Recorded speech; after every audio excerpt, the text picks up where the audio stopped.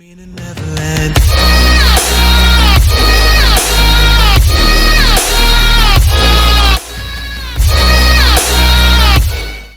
So hey guys and welcome back. स्वागत है आप सभी लोगों का एक और नए वीडियो में। तो आज हम कुछ ऐसे पोकेमॉन ट्रेनर्स को देखेंगे जिनके पास सबसे ज्यादा लेजेंडरी या फिर मिथिकल पोकेमॉन है, और इसमें सारे ट्रेनर्स रैंक्ड होंगे। जिनके पास ज्यादा लेजेंडरी पोकेमॉन है वो ऊपर होंगे और जिनके पास कम है वो नीचे होंगे। और इसमें एनिमे, मांगा, गेम्स और साइड सीरीज के कैरेक्टर्स भी इंक्लूडेड होंगे।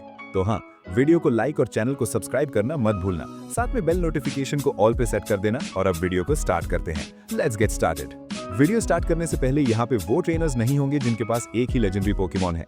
इस लिस्ट में कम से कम 2 लेजेंडरी पोकेमॉन वाले ट्रेनर्स हैं, और इसमें लेजेंडरी और मिथिकल पोकेमॉन दोनों इंक्लूडेड होंगे। स्टार्ट करते हैं नंबर 7 के साथ। नंबर 7 पे वो सारे ट्रेनर्स आते हैं जिनके पास 2 लेजेंडरी पोकेमॉन हैं, जिनमें सबसे पहला नाम आता है गो का।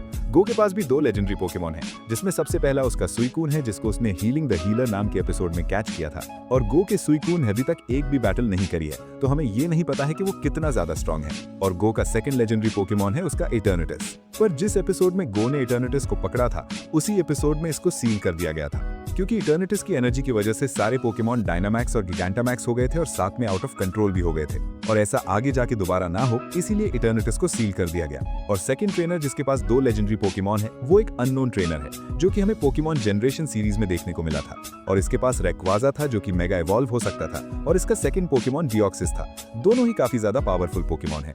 नंबर 4 पे आता है ऐश। ऐश के पास ऑफिशियली 2 लेजेंडरी या फिर मिथिकल पोकेमॉन है, जिनमें सबसे पहला है मेलमेटल, जिसको ऐश में अलोला रीजन में पकड़ा था, और ये ऐश का इकलौता मिथिकल पोकेमॉन है। और सेकंड पोकेमॉन है सोलगालियो, जिसको हम ऐश का ऑफिशियल पोकेमॉन तो नहीं मान सकते, बट फिर भी वो ऐश की बात मानता है, और एक तरह से वो ऐश के पोकेमॉन की तरह है। और ऐश ने ऑलमोस्ट हर एक लेजेंडरी या फिर मिथिकल पोकेमॉन के साथ बॉन्डिंग बनाई है, और अगर ऐश चाहता तो उन सबको कैच भी कर सकता था, और वो सारे पोकेमॉन भी मना नहीं करते। बट ऐश ने किसी भी पोकेमॉन को कैच नहीं किया, तो इसीलिए ऐश को नंबर 6 पे रखा जा सकता है।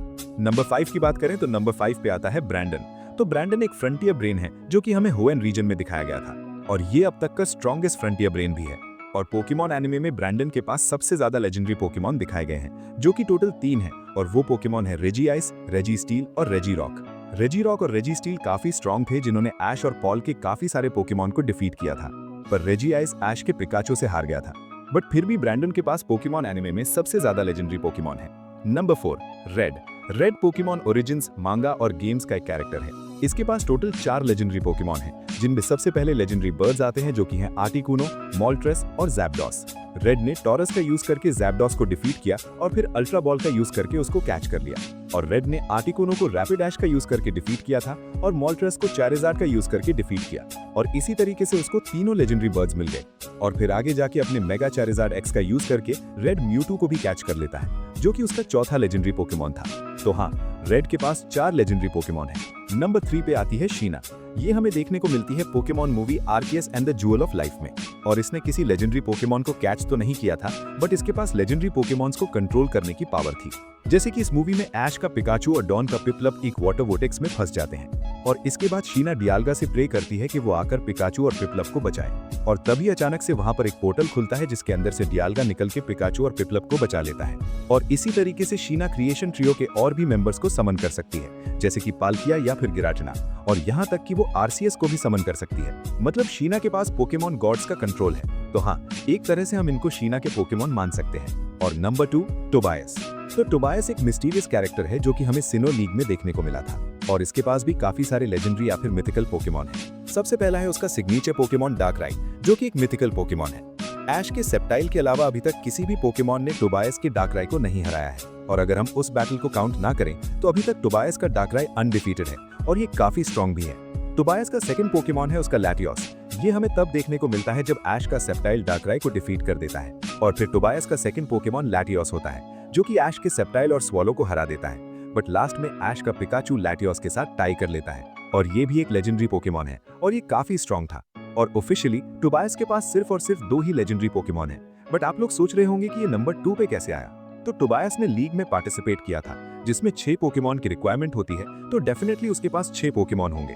और पोकेमॉन के स्टोरी बोर्ड डायरेक्टर यूजी असादा ने कंफर्म किया था कि टोबायस की पूरी टीम लेजेंडरी पोकेमॉन्स की है, यानी कि उसकी टीम के सारे 6 पोकेमॉन लेजेंडरी या फिर मिथिकल पोकेमॉन्स हैं, और उनको पोकेमॉन एनिमे में कभी भी रिवील नहीं किया गया है। बट फिर भी हम इसको ऑफिशियल मान सकते हैं कि टोबायस के पास 6 या फिर उससे ज्यादा लेजेंडरी पोकेमॉन हैं। तो हाँ, टोबायस के पास 6 या फिर उससे ज्यादा लेजेंडरी पोकेमॉन है, इसीलिए ये नंबर 2 पे आता है। और फाइनली नंबर 1 विक्टर और ग्लोरिया। तो ये दोनों जेन 8 के गेम्स के पोकेमॉन कैरेक्टर्स हैं, जिसमें से आप किसी एक को चूज करके पूरे गेम को कंप्लीट कर सकते हो। और इस गेम में डायनामैक्स एडवेंचर करके एक फीचर होता है जिसमें काफी सारे लेजेंडरी पोकेमॉन होते हैं और विक्टर और ग्लोरिया को उन सारे लेजेंडरी पोकेमॉन को पकड़ने का टास्क मिलता है। और इस टास्क में ऑलमोस्ट हर एक लेजेंडरी या फिर मिथिकल पोकेमॉन को कैच करा जा सकता है। और कुछ पोकेमॉन वर्जन एक्सक्लूसिव भी होते हैं और काफी कम ही ऐसे पोकेमॉन है जो कि यहाँ पे अवेलेबल नहीं है। और अगर विक्टर और ग्लोरिया पे पोकेमॉन ओरिजिन जैसी कोई सीरीज बनती है तो हमें ये और अच्छी तरीके से देखने को मिलेगा, बट अभी के लिए ये हमें सिर्फ और सिर्फ गेम्स में देखने को मिला है। तो बस गाइज, आज की वीडियो में इतना ही था। अगर आपको वीडियो पसंद आई है तो लाइक करना मत भूलना, साथ में चैनल को सब्सक्राइब करके बेल नोटिफिकेशन को इनेबल कर देना। तो हाँ, दोबारा मिलेंगे एक और ऐसी ऑसम वीडियो के साथ। Until then, peace out.